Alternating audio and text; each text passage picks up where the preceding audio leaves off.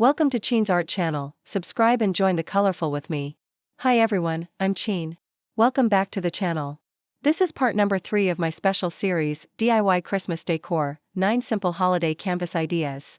Today, we're painting the funny scene of Santa stuck in the chimney on a mini canvas. This design is really playful, beginner-friendly, and a wonderful way to add some lighthearted Christmas spirit to your home decor. We'll be focusing on using clear, block colors and some simple texture for the chimney bricks. Grab your paints and your mini canvas. All set? Let's start painting.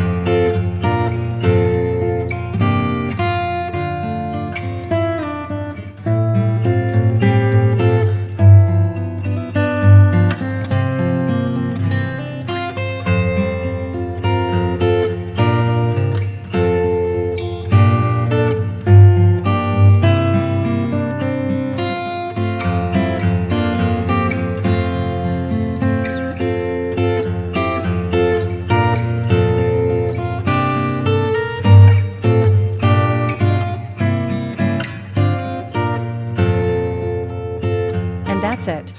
Our Santa stuck in the chimney painting is complete. I love how this turned out. It's definitely a festive and funny little piece.